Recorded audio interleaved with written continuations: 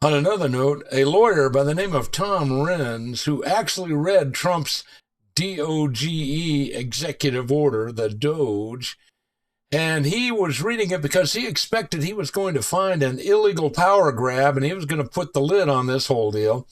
Instead, what he found was it was airtight. Turns out Trump and Musk didn't create anything at all. It was actually created by Barack Hussein Obama. That's right. Obama created the United States Digital Service back in 2014. It was meant as a bureaucratic patch job to fix the Obamacare website, which didn't work. It was a total disaster. Anyway, fast forward to 2025. Donald Trump takes this, rebrands it Doge, and keeps the acronym, keeps the funding, but gives it a whole new mission, and that is to find the receipts. Legally untouchable because it was already fully funded and operational. Trump invoked 5 U.S.C. 3161, which allows him to create temporary hiring authorities.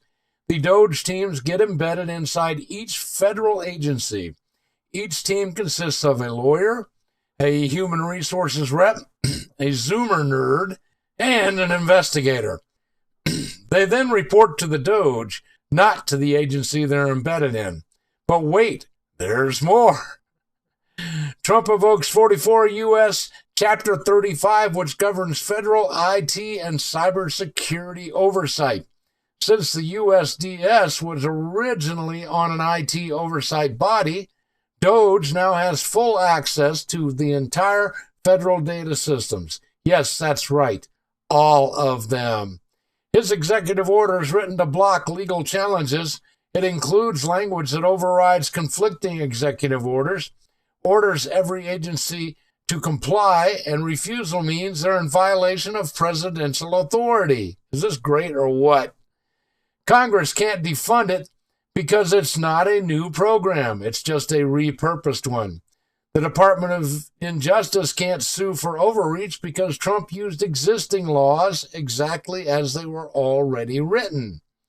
Democrats trying to file legal challenges run into standing issues because the Department of Government Efficiency operates within the existing frameworks.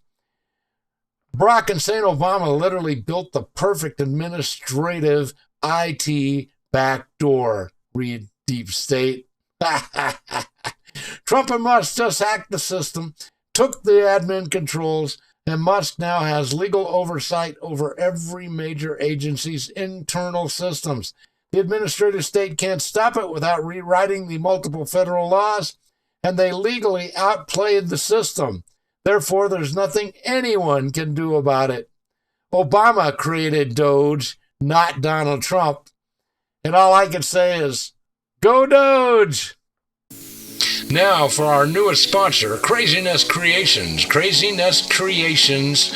And you can find that at crazinesscreations.etsy.com. crazinesscreations.etsy.com, or you can just search in any browser for Craziness Creations. These are my friends Brian and Christina, and they are designers, and they've got some incredible coffee mugs and t-shirts, including the new Gulf of America t-shirts and Gulf of America coffee mugs. Some great pro-Trump stuff. These guys moved here from New York City because I told them Texas was the place to be.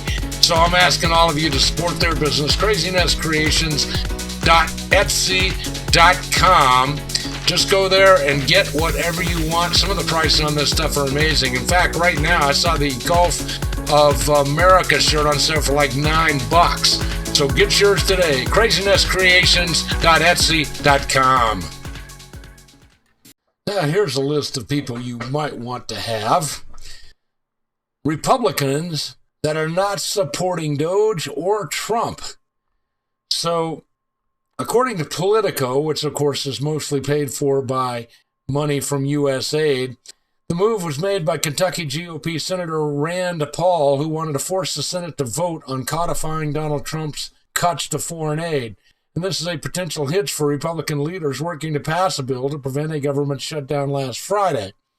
There was no government shutdown, nor any hitch in the negotiations, but Senate Minority Leader Chuck Schumer has agreed that trying to stop any sort of GOP-led continuing resolution was futile, and at least some of his caucus should support the plan. So 10 out of 47 of the Democrats supported it. What's curious, however, is the number of Republicans who put themselves on record as being against DOGE, and this has revealed itself. It takes the form of DEI training in Serbia, a Peruvian transgender-friendly comic book tracks operation, and, of course, fighting malaria in the sub-Saharan continent of Africa. Now, Rand Paul is a notable spending humbug. You know, he doesn't like to spend your money on stuff that he realizes does not benefit Americans. But remember the vote. Only a handful of Republicans were needed to vote against this amendment, so let that sink in.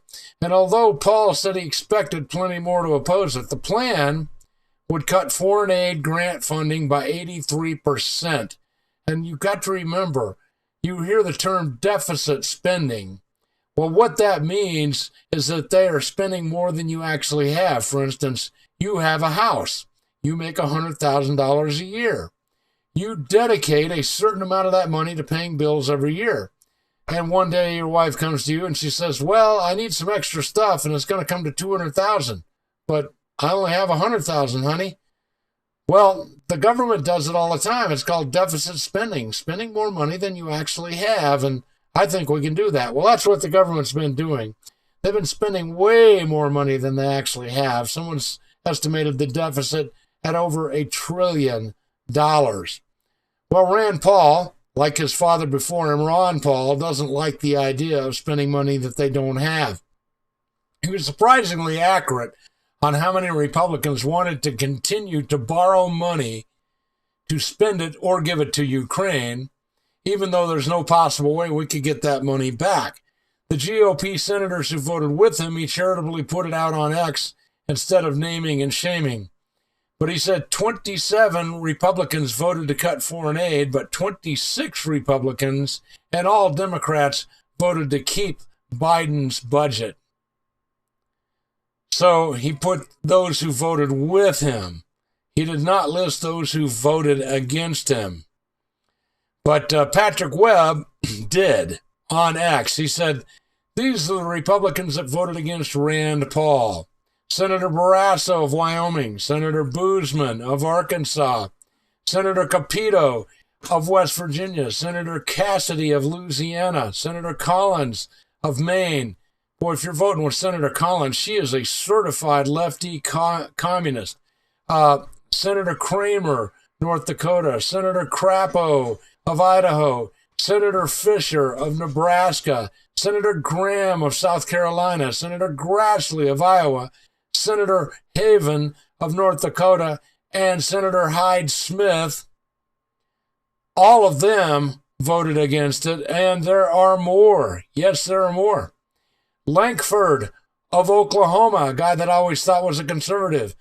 Mitch the Turtle McConnell, Mr. Chinese Money, yeah, he voted against it. McCormick of Pennsylvania, Moran of Kansas, Mullen of Oklahoma, Murkowski of Alaska. It's ridiculous. It's a long list, guys. But all of these people need to be gone. They need to be primaried. Now for our newest sponsor, Craziness Creations. Craziness Creations. And you can find that at crazinesscreations.etsy.com. crazinesscreations.etsy.com, or you can just search in any browser for Craziness Creations. These are my friends Brian and Christina, and they are designers, and they've got some incredible coffee mugs and t-shirts, including the new Gulf of America t-shirts and Gulf of America coffee mugs. Some great pro-Trump stuff. These guys moved here from New York City because I told them Texas was the place to be. So I'm asking all of you to support their business. crazinesscreations.etsy.com. Just go there and get whatever you want. Some of the prices on this stuff are amazing. In fact, right now I saw the Gulf of America shirt on sale for like $9. So get yours today. crazinesscreations.etsy.com. Finally, Mike Benz on the Joe Rogan show. He said, quote, "This was a scandal during the Obama U.S. aid era. We were running a number of rogue U.S. aid operations in Cuba at the time, and I'm simply showing the American people where your tax dollars are actually going and how these things were structured in order to systematically fool you and to fool Congress and to fool the White House. USAID pumped $1.2 billion to these activist groups and civil society organizations in order to teach them how to use Facebook, how to use Twitter, how to use hashtags, how to coordinate street protests so that everyone would know where to go, what street to show up on, what kind of slogans they needed to know, and use this in order to create the, quote, pro-democracy predicate for it." He talked about how insane Obama funded a Twitter clone that would be used to push propaganda in Cuba to inspire these protests to overthrow the government down there. This is all, once again, through U.S. aid. This is how Barack Obama planned to overthrow many governments. So what they did is they took the exact same thing as Twitter, same user interface, same like, same retweet button that Zunzunio is in the Cuban slang word for hummingbird, which means basically it's a bird. It was a Twitter bird, the whole thing. But the whole trick about it was you had to make it look like it's coming from the Cubans if you're going to do this operation. And they started running this back in 2010, and this is also part of the Arab Spring. So they were using USAID funds that were designated to Pakistan. So the data would then be used for micro-targeting efforts toward anti- and pro-government users. In Cuba, the developers aim at first use non-controversial content such as sports and music and hurricane updates. But then once they built up enough subscribers, they would begin to introduce the covert political messages through social bots and encourage dissent. So they were using Cayman Island bank accounts. They were earmarking it for Pakistani aid, but the money never went to Pakistan. It went to the Cayman Islands to fund this entire operation. Well, ladies and gentlemen, isn't that what you wanted your tax dollars to do? Anyway, see you tomorrow. And please welcome our new sponsor, Craziness Creations, crazinesscreations.etsy.com. Go on there today and buy something.